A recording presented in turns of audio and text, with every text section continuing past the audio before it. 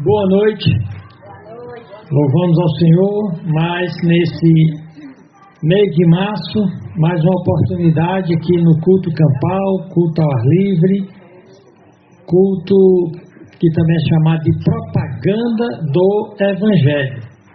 O nosso texto que nós temos trabalhado nessas terças-feiras, o nosso culto era segunda-feira, mas tinha uma irmã que ela queria muito assistir, a nossa irmã Benedita, então nós mudamos para terça, e ela está aqui. Então, pessoal, nós estamos estudando o Evangelho de Marcos, retratos de Jesus no Evangelho de Marcos, e essa é a 10ª mensagem, vendo os retratos de Jesus. E hoje o retrato de Jesus é Jesus, o perdoador de pecados. Nós vamos ver como um subtítulo aqui, chamado de Jesus de Mateus.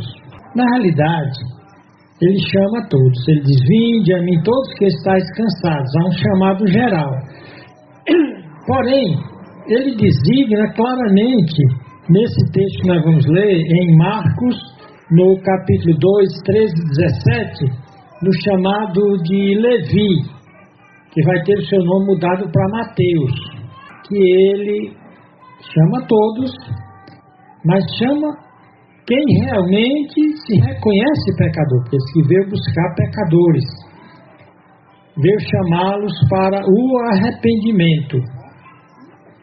A missionária Carmita, ela já andou lendo aqui esse texto e não estava sendo gravado, então eu vou ler novamente Mateus, no capítulo 2, os versos 13 a 17. Diz aqui: você lembra que Jesus Cristo inicia seu ministério logo após o João Batista, e a nossa mensagem passada, nós vimos 4 amigos levar um homem que era paralítico, descer pelo teto, e Jesus Cristo, antes de curá-lo, Jesus diz: perdoados estão os teus pecados, já baseado na fé que aquele homem mostrou. Perdoados estão os seus pecados. E ele sempre estava cercado de religiosos mal intencionados, e não conseguiram nem verbalizar isso, apenas pensaram: quem é esse que perdoa pecados? Quem é esse? Porque só Deus pode perdoar pecado, e de fato, só Deus pode perdoar pecados que não foram, por exemplo, um pode até perdoar o pecado que foi feito contra si, mas não pode perdoar o pecado que um homem fez contra outro. Então, só Deus pode perdoar pecados. Jesus Cristo, então, diz que vocês estão aí nos seus corações pensando que eu não deveria perdoar pecados porque eu não sou Deus. Então vou mostrar para vocês que eu tanto posso perdoar pecados como eu posso realizar obras que só Deus pode executar. Aquele homem entrevado, aleijado, um aleijo que o incapacitava completamente, o Senhor Jesus Cristo manda ele levantar, e ele se levanta, deixando patente que ele não só tinha poder para perdoar pecados, mas ele tinha poder divino para resolver qualquer problema do ser humano, inclusive aquele aleijo. E ele continua aqui, o texto diz que ele tornou a sair para o mar, era o lago de Genezaré. Era um lago muito grande, era um lago que era tão espaçoso que ocorriam tempestades, ventos fortes, mas era muito bonito. E ele sai juntamente com seus discípulos passeando, andando pela orla. Alguém pode até pensar que foi um passeio de devaneio, um passeio de lazer, mas você vai ver aqui, olha, que é dito: e tornou a sair para o mar, e toda a multidão ia ter com ele, e ele os ensinava. Então presta bem atenção. Ele os ensinava. E passando, viu Levi. Todo mundo aqui comigo, deixa o gatinho passear aí no muro. Vamos todo mundo para cá. Olha a cena, imagina, nós não sabemos aqui o horário, Jesus Cristo está andando, né? Tornou a sair para o mar. E toda a multidão ia ter com ele, e ele os ensinava. Lembra que nos versos anteriores ele disse, eu vim para pregar. E agora ele está dizendo, eu vim para ensinar. Porque é o ensino, é a palavra que restaura, que transforma. Curar pessoas, se elas não conhecerem a doutrina, o ensino, o evangelho, a mensagem do evangelho, ela vai morrer e vai para o inferno. Então a ênfase, todo o tempo, ele está batendo na tecla. A palavra aqui que ele usa, que Marcos usa, ele os ensinava, é a palavra didascalia, a palavra para doutrina, para ensino.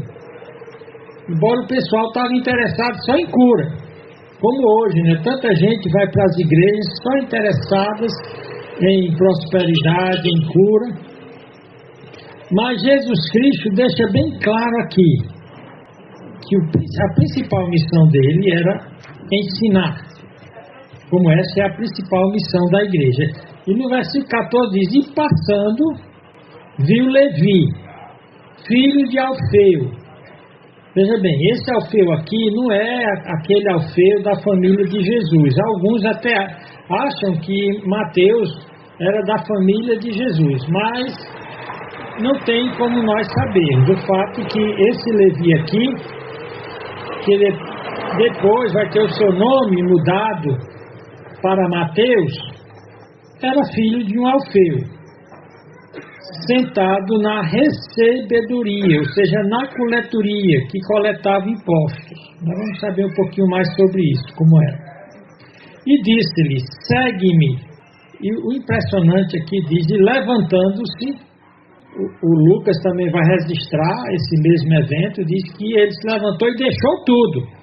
Lembra que os primeiros apóstolos eram pescadores, eles estavam pescando, e diz que eles deixaram tudo para seguir Jesus. Marcos não registra esse detalhe, por isso que são 3 evangelhos sinóticos, porque eles contam a história de Cristo de perspectivas diferentes.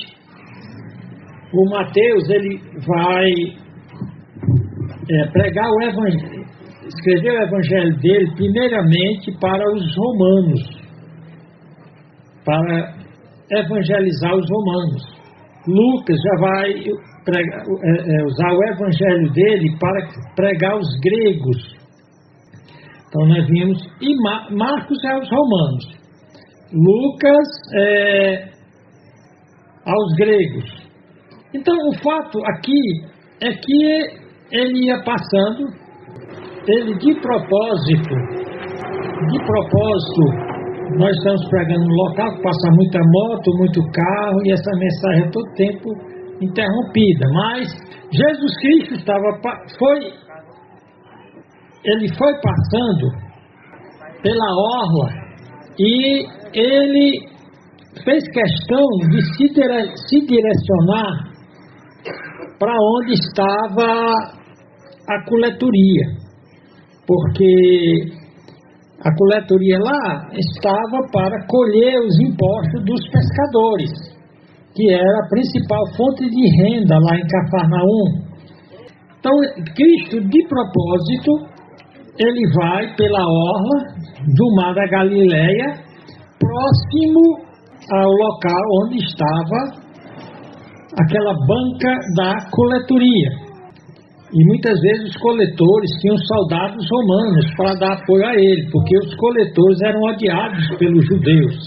Então eles poderiam ser atacados. O fato é que estava lá o Mateus sentado, esperando, não deixando os pescadores fugirem, por isso que ele estava lá perto do mar. E aconteceu que ele vai, se dirige àquela cabine, àquela cabana, onde está que é chamada recebedoria ou coletoria de impostos, aquela alfândega, e disse-lhe simplesmente: segue-me. Alguém disse: como é que simplesmente chega um estranho e diz: segue-me? Um homem de alta responsabilidade, se tornar um coletor de impostos era uma responsabilidade muito grande, era um direito que alguém só conseguia investindo muito dinheiro. Ele se tornava um pária, o povo de Israel passava a odiá-lo completamente. Ele era completamente excluído, ele só tinha amizade com outros coletores de impostos. Então, depois que Cristo chama ele, você pergunta: e como é que ele vai imediatamente? Lembra? Ele ficava próximo onde estavam os pescadores, próximo ao mar. E Jesus Cristo usava os barcos, a costa do mar da Galileia para pregar. Então, certamente, ele ouviu Jesus Cristo pregar muitas vezes. Possivelmente, ele viu Jesus Cristo mostrar os sinais messiânicos. Mas, especialmente, ele ouviu Jesus Cristo pregar com uma autoridade que ele nunca tinha visto ninguém pregar. Deveria ser fascinante ouvir Jesus Cristo pregar. Um coração temente a Deus não ficaria sem se deixar tocar. Embora a maioria, mesmo sendo Jesus o pregador, não se deixava tocar. Tamanho era o materialismo, tamanha era a vida voltada apenas para as coisas mundanas. Mas ele talvez até tenha saído algumas vezes da coletoria e tenha se aproximado onde Jesus estava pregando e escutou tudo que ele estava dizendo sobre o reino de Deus. E então Jesus só diz: segue-me, e ele seguiu. E Lucas diz que ele deixou tudo para seguir Jesus. Ele fica tão feliz que ele ganhava muito dinheiro, né? Então ele pegou e deu um grande banquete e convidou todos os coletores, os amigos dele, as famílias, e deu um banquete para Jesus. Lembra que os inimigos de Jesus estavam todo tempo em cima. Também foram. Versículo 15 em diante diz: e aconteceu que, estando sentado à mesa em casa deste, também estavam sentados à mesa com Jesus os seus discípulos, muitos publicanos. O publicano já eram os coletores de impostos, também eram chamados de publicanos, de funcionários públicos dos romanos. Publicanos e pecadores, porque eram muitos, e o tinham seguido. E os escribas e fariseus, vendo-o comer com os publicanos e pecadores, disseram aos seus discípulos: por que come e bebe ele com os publicanos e pecadores? Eles sempre estavam procurando alguma coisa para desmoralizar Jesus. E um judeu, um religioso, não queria nada com um publicano, um coletor de impostos, que era considerado um traidor da pátria, um impuro, um pecador que não merecia perdão. E agora Jesus chama aquele homem para segui-lo, para ser seu discípulo. Agora está na casa dele. E o Mateus, que por enquanto aqui o nome é Levi, chama toda a cambada de párias, de marginalizados, de gente que um fariseu não queria se aproximar. Então, eles dizem: os escribas e fariseus, vendo comer com os publicanos e pecadores, disseram aos seus discípulos: por que come e bebe ele com os publicanos e pecadores? E Jesus, tendo ouvido isso, disse-lhes: os sãos ou os sadios, os que têm saúde, não necessitam de médico, mas sim os que estão doentes. Eu não vim chamar os justos, mas sim os pecadores ao arrependimento. Esse é um texto muito importante. É o texto principal aqui. Jesus Cristo disse que quem tem saúde não precisa de médico. E que ele não veio chamar gente que se acha justificada pelas suas obras, pelos seus merecimentos. Ele disse: eu vim chamar pecadores, que se entendem que são pecadores, que estão perdidos, que carecem, que necessitam de perdão. Eu vim chamar pecadores ao arrependimento, a uma metanoia, a uma vida conforme o reino de Deus. O texto principal aqui, nós vamos orar e nós vamos dizer por que é tão importante essa missão de Jesus. Ele disse que ele não tinha vindo para curar, para fazer milagres, ele tinha vindo para pregar, para ensinar. E qual era o principal ensino de Jesus? Eu vim chamar pecadores ao arrependimento. Essa é a maior necessidade do homem, não é ser curado, não é ter seus problemas familiares sanados, seus problemas econômicos, seus problemas financeiros, de repente ganhar uma grande quantidade de dinheiro. Não. Jesus entende que o maior problema do homem é seus pecados não perdoados. Essa é a maior necessidade que você, meu querido amigo e ouvinte do Evangelho, nesta noite. Sua maior necessidade, se você é doente, não é ser curado. Se você está numa crise financeira, devendo até os cabelos da cabeça, a sua maior necessidade não é dinheiro. Se você foi excluído de todas as pessoas que você conhece e se tornou uma pessoa malquista ou malquerida, a solução do seu problema não é, de repente, se tornar popular. Se você fracassou profissionalmente, o sucesso profissional também ainda não é a sua maior necessidade. Jesus Cristo aqui nos mostra qual é a maior necessidade. Que você se arrependa do seu pecado. Ele veio chamar pecadores ao arrependimento. É assim que ele coloca nesse texto e também em Lucas, no texto paralelo. Vamos orar. Senhor Deus, nosso Pai, há pessoas nos ouvindo, Senhor Deus, que precisam entender que estão correndo atrás das necessidades erradas com a sua prioridade. Não é errado correr atrás do pão de cada dia, não é errado correr atrás de sucesso profissional, social, conjugal, familiar. É errado não entender que enquanto não tiver o arrependimento dos pecados, não terá o perdão dos pecados e a sua vida está condenada nesta vida à infelicidade e na eternidade ao inferno eterno. Nos guia agora a entender e abrir nossos corações para essa grande necessidade que é de arrependimento, que é de salvação da alma. Nos ajuda, Senhor Deus, ajuda as pessoas a crerem em Jesus nessa noite, a virem a Ele, mesmo que tenham de deixar tudo, como foi o caso de Mateus. Obrigado por esse tempo aqui, em nome de Jesus Cristo. Amém.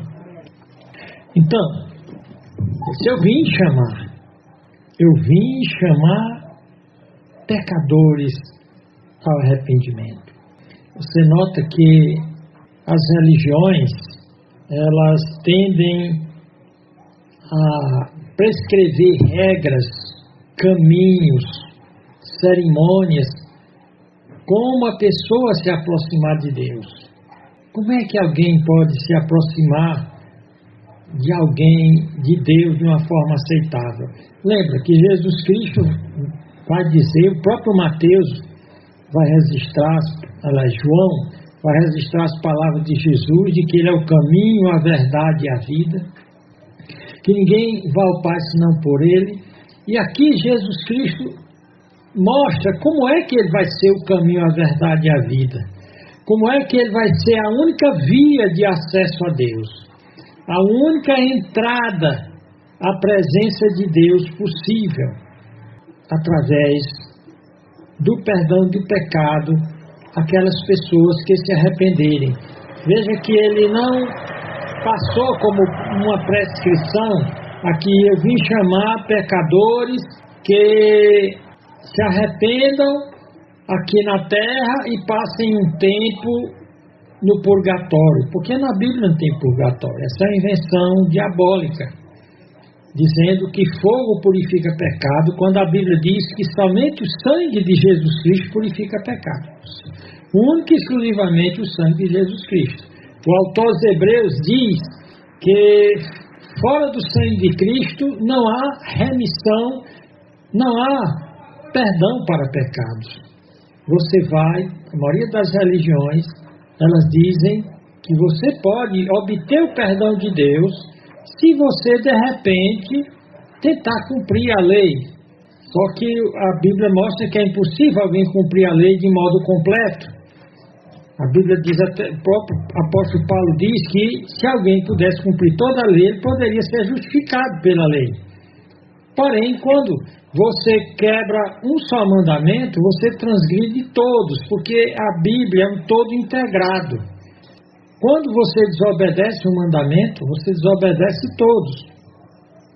E isso é muito importante entender, para mostrar que ninguém poderá ser salvo porque obedeceu a regras, a mandamentos, a estatutos, nem mesmo os mandamentos de Deus, primeiramente não consegue.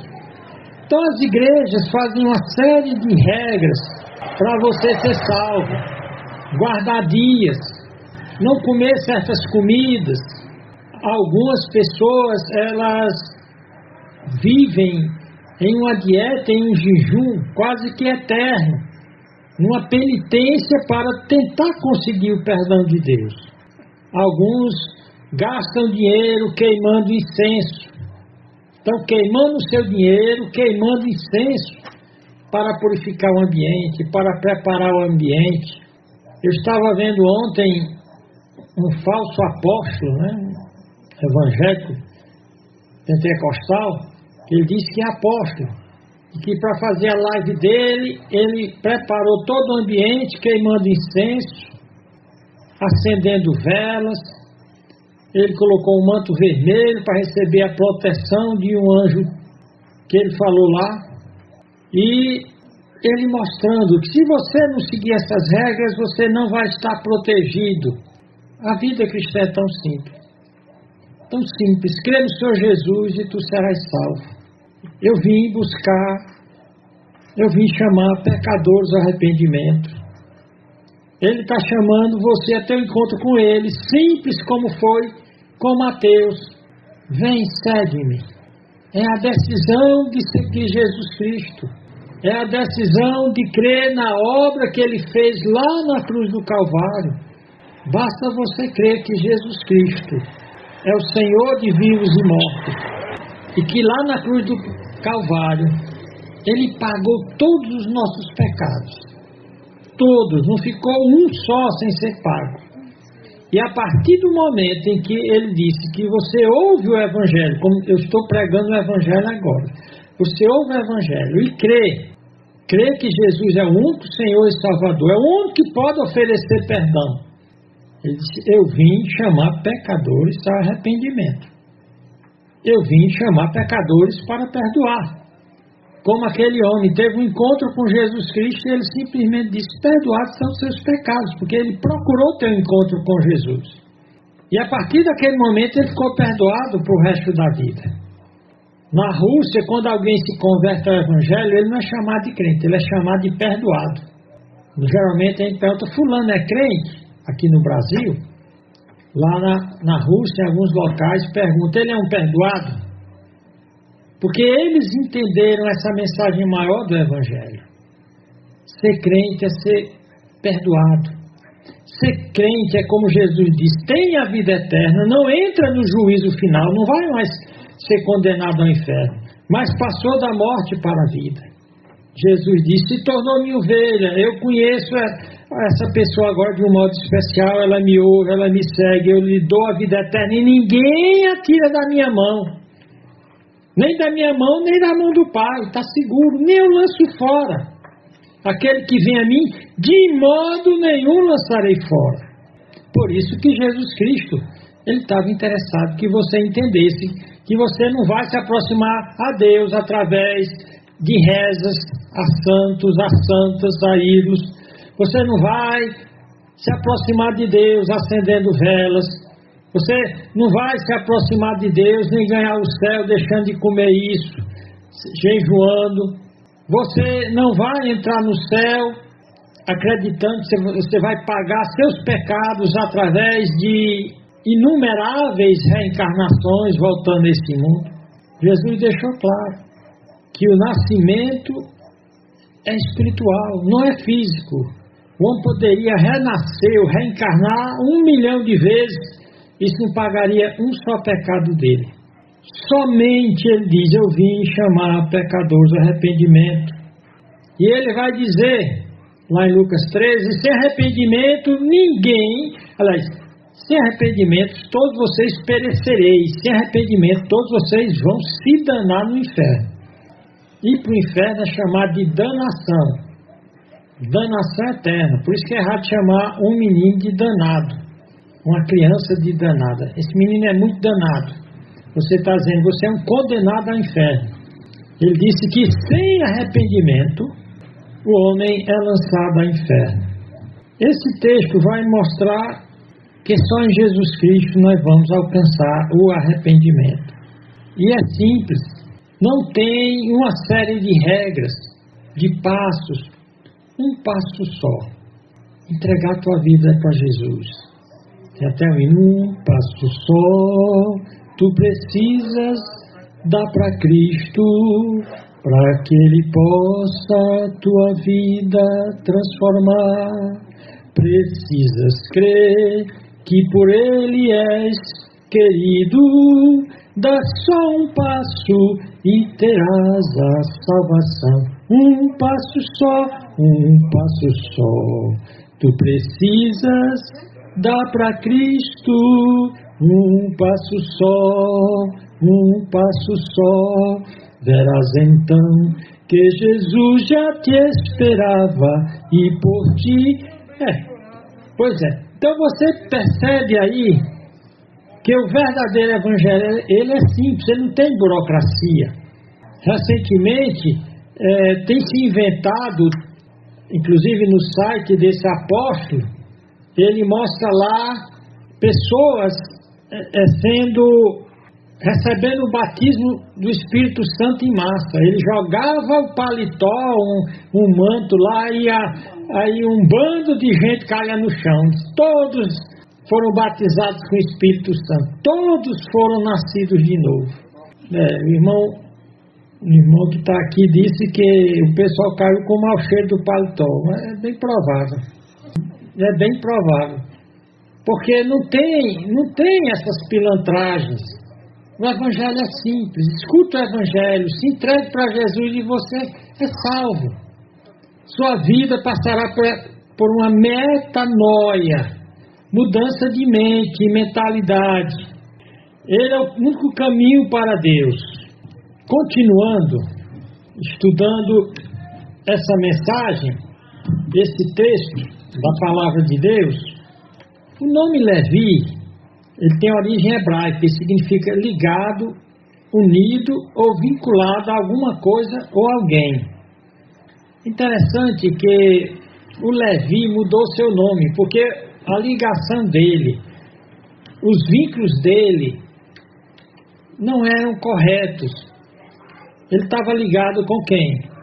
Com publicanos, com pecadores, ele mesmo era um deles. Os publicanos, os coletores de impostos, geralmente eles conseguiam, às vezes compravam o direito de ser coletores de impostos, e eles calculavam, alguns que tinham recurso, eles calculavam a quantidade de impostos que teria naquela região. Ele ia lá para a autoridade romana e dizia: Nesta província aqui, nessa localidade, aqui na vila de Naum, ou Capernaum, aqui em Cafarnaum, nesse ponto que foi me designado, eu devo cobrar imposto de fulano, e a somatória dá isso aqui em denários, em dinheiro. Eu vou pagar antecipado ao Império Romano. Agora, deixe agora a coleta comigo. Vamos supor que foi determinado para aquela região ali da Galileia para se pagar 20 denários. Então vamos supor que tinha 100. Ele multiplicava por 100, ele ia pagar 2.000 denários para o Império Romano. Em lugar dele cobrar 20 denários, ele ia cobrar 30, 40 e ia ficar com o resto. Daí o ódio que o israelita, o judeu, tinha do coletor de impostos. Era um negócio muito vantajoso financeiramente, mas socialmente era péssimo. O cabo ficava odiado por todo mundo. Então ele estava ligado com essas coisas, estava ligado com um negócio que era até legal do ponto de vista do mundo, mas do ponto de vista era errado. É como se ele colocasse em cima do que seria normalmente cobrado por um oficial romano, ele colocasse um juro exorbitante. Esse juro exorbitante é o que a Bíblia chama arrancar o olho. Quando alguém impõe uma taxa de juro que o elemento não pode pagar, é chamado arrancar os olhos. E era isso que o Mateus estava ligado. Estava ligado com extorsão, estava ligado com pecadores. Então quem era capaz de fazer isso estava ligado a outros tipos de pecadores, por isso que é chamado publicanos, ou seja, coletores e pecadores. Porque quem está pronto a arrancar os olhos do seu próximo está pronto a fazer qualquer coisa. E eles eram odiados. Por isso que Mateus, o Levi mudou o nome dele para Mateus. Mateus significa dom de Deus. E Deus, tendo escolhido um cara que nem Mateus, que nem Zaqueu, que era outro, vamos dizer assim, outra pessoa odiada, exatamente porque fez muito mal a muita gente. Só para você ter uma ideia, muitos, porque não podiam pagar o elevado imposto, pedia dinheiro emprestado. E quem emprestava a altos juros e acabava tomando a propriedade do camarada, daquela família. E como ele não podia pagar, ele se tornava escravo daquela família. Então você nota toda uma problemática social terrível a que o Mateus estava ligado. Então isso eu não quero mais o nome de Levi. Lembra, Levi também, alguns associam sempre a sacerdote, porque Levi era uma das tribos de Israel. Era um nome muito querido em Israel. Vai depender da ligação. Levi, então, foi a tribo sacerdotal. Os levitas eram pessoas que adoravam a Deus, serviam a Deus. Então, a ligação deles era com Deus. Era uma ligação boa. Mas não sei o que se passou pela cabeça do Mateus, ou se foi o próprio Jesus que disse: rapaz, vou mudar teu nome. Ele não mudou o nome de Pedro? De Cefas para Pedro? Então, de Mateus aqui é possível, não diz quem foi que mudou o nome de Levi para Mateus. O fato é que Mateus significa dado por Deus. E ele passou a seguir Jesus Cristo. E lembra bem, para ser um coletor de impostos, devia ser alguém de letras, alguém que sabia contar, sabia escrever. E Deus iria usar o Mateus para escrever o Evangelho de Mateus. Alguém que deveria ter leitura para conhecer a Torá, para conhecer os livros da Bíblia, porque você vai ver que Mateus vai citar muito o Velho Testamento, dizendo que Jesus Cristo responde, cumpre todas aquelas profecias do Velho Testamento. Então Jesus Cristo sabe sempre o que está fazendo. Alguém pergunta, por que é que ele vai escolher um cara desse? Os que ele escolheu primeiro não teriam condição de escrever um evangelho que nem o de Mateus. O próprio livro de Marcos, esse que está sendo escrito aqui, foi narrado por Pedro, porque Pedro não tinha envergadura para escrever um livro. As epístolas, possivelmente, foram escritas por um amanuense. O amanuense era um secretário, que alguém que queria escrever um livro, mas não tinha condição de escrever, e dizia, coloque isso aí. E ele ia colocando. Então, o fato é que o Mateus dá aquela festa, e certamente Jesus Cristo impressionou a todos, quando disse, eu vim chamar pecadores, não vim chamar vocês, escribas e fariseus, que vocês fizeram o próprio caminho religioso de vocês para o céu. Vocês se acham sadios quando vocês estão cheios de imundícia, de cânceres, de pústulas. Vocês se acham limpos, mas vocês são uma escória religiosa. Eu vim chamar exatamente esses aí, que estão prontos a reconhecer que são pecadores, estão prontos a se arrepender, a abandonar seus pecados e me seguir. Isso mostra então a ênfase de Jesus Cristo. Jesus Cristo não se impressionava por sucesso material. Os elementos mais bem-sucedidos na religião da época, e ele botava para quebrar. Vocês só têm casca, vocês são sepulcros caiados. O Mateus era um profissional super bem sucedido, ele estava lá no negócio dele, muito bem montado, devia ter ganhado muito dinheiro.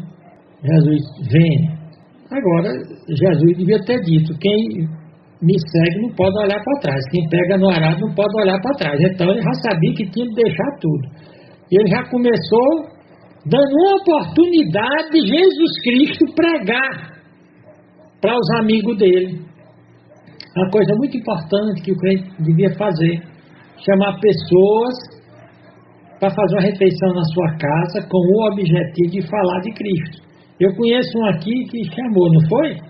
A irmã chamava a vizinha, e as duas tomavam café juntas, almoçavam juntas. Uma vez eu cheguei, almocei com elas e tal, e hoje ela está com a gente. Então, esse método foi usado pelo Mateus. Mateus se converteu e chegou para os amigos dele, ei pessoal, minha vida mudou, eu estou deixando a coletoria e estou dando um banquete lá em casa. Quem que não quer uma boquinha de graça, né? Aí foi todo mundo.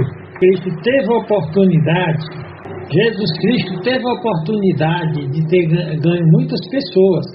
Ali Mateus começou imediatamente o ministério dele. Tipo a mulher samaritana. A mulher samaritana se converteu e imediatamente ela fica aqui esperando e correu na cidade e avisou para todo mundo e todo mundo foi lá para perto de Cristo.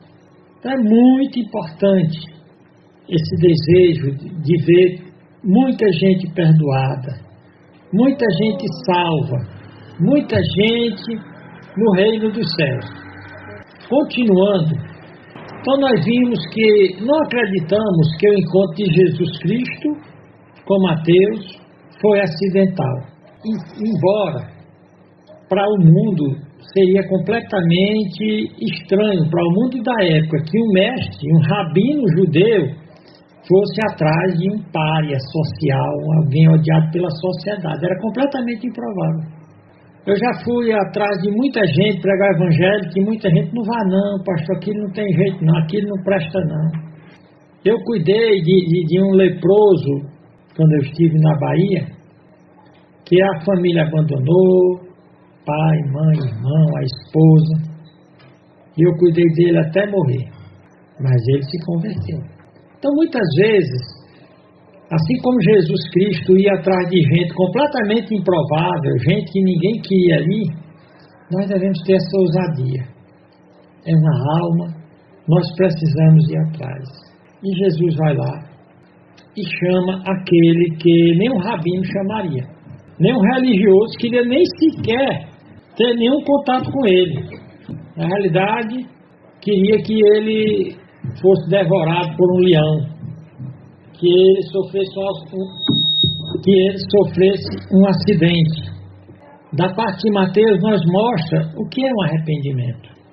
Ele sabia que o negócio dele, pela lei, era desonesto, era algo pecaminoso. embora fosse um negócio fascinante. Muita gente queria, mas não tinha o conhecimento e nem tinha como ter acesso ao que era considerado privilégio. Ele se achava um desgraçado. Ele jamais teria procurado Cristo, então Cristo vai a ele. Os discípulos não teriam procurado a ele naquela época, porém Deus o chamou. Ele era Levi, era ligado com coisas ruins, porém agora ele está ligado pela coisa certa. Deus olhou para ele, Jesus olhou para ele e viu todo o mal que havia nele e que não tinha cura e só tinha o que podia curá-lo. Somente ele poderia ser a solução para a salvação. Então nós vemos o poder da graça de Deus, o poder do amor de Deus para com Levi, o filho de Alfeu. E o que mais aqui nos impressiona foi a simplicidade do chamado. Segue-me. Ele já tinha ouvido. Ele não ia ter coragem de vir a Jesus, mas Jesus só segue-me. Era a voz do Senhor do Universo, segue-me. E essa voz de Jesus teve um efeito imediato. O cara se levantou na hora.